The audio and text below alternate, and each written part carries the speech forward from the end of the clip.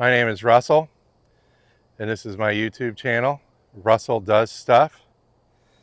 I work Mondays 6 hours until noon, Tuesdays 6 hours until noon, then Wednesday if I need to. In the wintertime when I'm working every other week, I won't have to work Wednesdays.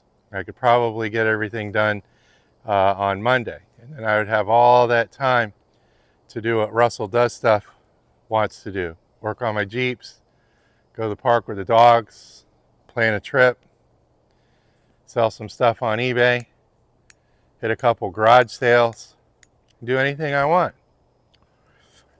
I got there because I planned it. Poor performance, proper planning. So I'm not going to preach on that for a second. I have somebody that I've been doing some coaching with, and you can call it a little mentoring if you want. And he got me thinking, about the old Russell and some of the things that Russell went through when he decided he had enough. Okay, a lot of those old feelings and memories came back. Someone's asking me, how do I get out of this situation that Russell Does Stuff was in, 15 years ago? How do I repeat that? I'm not telling people to be like me. Be like you. All right. What works for me might not work for you, and my goals might not be your goals. So, but it's all relevant. The process is all the same. Okay. When I decided I had enough and I wanted to be financially independent, I needed to take a good hard look at myself. So it's like the awful plan, the beautiful plan, okay? So I had to take a look at my expenses. All right, what was my rent? How much am I paying in gas and insurance and stuff like that? Do I have a car payment? What are my utility costs, okay? You can't ignore any of this stuff. They're hard costs. This is what keeps you from being eaten up by the bugs, all right? Food. Well, how much do you spend a week, a month, a day in food? How much is your credit card debt? How much is your credit card payment? Okay. I found the best way to look at your expenses is this. Break everything down into a per day amount of money that it costs you to keep you from being eaten up by the bugs. All right. Add it all up. 4.5 is a good multiplier that I use because a lot of the months there's 5 weeks in the month, and a lot of the months there's 4 weeks in the month. So another tip is when you're in business and you're giving somebody an estimate for services and they're going to pay you monthly or year round, when you prorate things, just take into consideration that the months have different weeks in them. They're called the hills and the valleys. The only thing I remember from algebra class was the guy said, put your hands together like this, and this one's got this many days and weeks, and this valley's got this much, and so that's how I remember that. I got a guy up the road mowing lawns, and I'm not going to let him stop this video. All right, he never mows his lawn. He mows his lawn like every 4 months. And I like that kind of stuff. He's doing his own thing. He decided to start cutting grass during a Russell Does Stuff video. Figure out what your daily expenses are, okay? All right? And then take the amount of money that you're bringing in every single day and see how much of that money you can apply towards your goal. I'm going to call your goal the problem. The problem is you haven't reached your goal, okay? That was a big problem. I wasn't obtaining any of my goals. That was a problem. I looked at it as a problem. I didn't look at my goals as goals. I looked at it as a problem, and I need to solve that problem. How am I going to solve that problem? Okay, I wanted to own a house. I wanted to own land. I wanted to own a nicer truck. I wanted to own a business. That's a problem. I need to solve it. So how am I going to solve it? I need to find out where I'm leaking money, where I can take money and put it into my goals. All right? So you need to know this stuff first before you can, move over here. You need to figure out how much your credit card debt is. How much is your payment? You got to figure all that stuff out, because you don't want to have debt. This debt that carries over from here over here when you're starting a business. So pay off all your debt. Okay, it'll increase your credit score. All right, the bank's gonna go, hey, you got $6,000 on your credit card. You can't afford a house payment. The scale's tilted in the other way. I'm not going to loan you $5,000 when you owe $10,000 to somebody. Okay. So when you figure out all this over here, we're ready to come over here. All right. What can you do right now to help you reach your goals? What can you do right now? All right. Can you eat a little less? Okay. You drive around a little less. Let's say your rent's keeping you from even starting to tackle some of your goals, which I call problems. Maybe you might have to move in with somebody and say, hey, I'm trying to start a business. Do you have an extra room? Can I work out something with you to where maybe I don't pay anything for 3 months because I'm starting this business now, and I'm going to remember you when I'm on the up. Okay.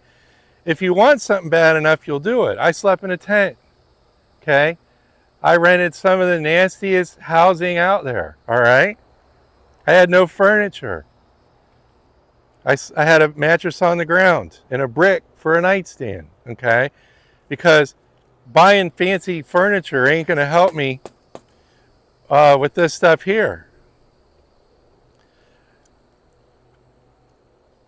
Go into the bank.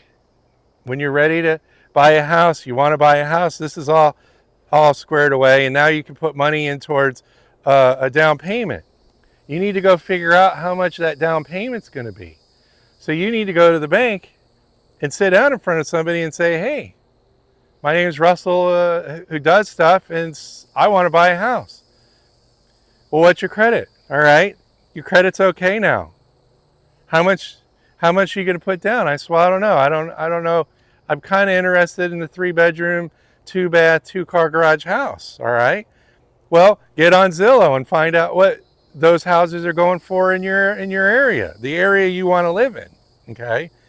And the area you live in better be the area where you can make your goals happen, and then it can be where you're able to make money in order to pay for that house you want to get. Don't go trying to live in an upscale neighborhood right off the bat, okay?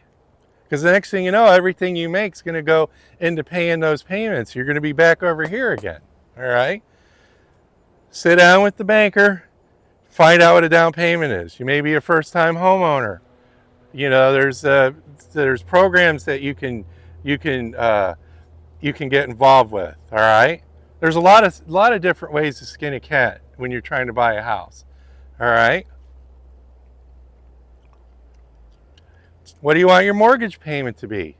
You need to think about that stuff before you buy a house.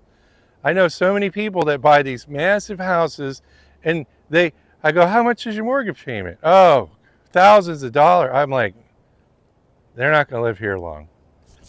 Once the economy, something happens out of your control, you get sick for 3 months, the economy collapses, you need to be in control of everything, okay?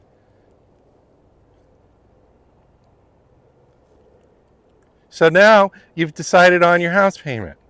You've decided on how much down you can afford. Start working towards those goals, okay? Take the money you're saving from over here and save it up like I did, okay? To buy a small family house cost me $7,500 down to buy. And I think my mortgage payment was like $975, okay? I don't think that included, I think the insurance was rolled into that or whatever, but you may have to get flood insurance. There's other costs and stuff. So your mortgage payment might end up being around $1,200 a month or so, all right? You got to know that, all right? You buy a house and the mortgage is X amount of dollars, well, then you got taxes, So taxes on like a 3-bedroom house where I'm at, is $2,000, $2,400 a year or something, Think about that stuff before you settle on a mortgage payment, all right? Maybe you need to buy a house that needs some paint, needs some landscaping, and it ain't a perfect house, but it's got good bones, all right? If you want to be like me, you're going to have to make some of these decisions, all right? Maybe you'll save up more money. Maybe your business is doing better than mine and you can afford a bigger house payment, all right? Maybe you've got kids and your situation is going to be different than mine, okay? This is hard. Doing all this stuff is hard. It ain't easy. Or everybody in the United States would be a homeowner, all right?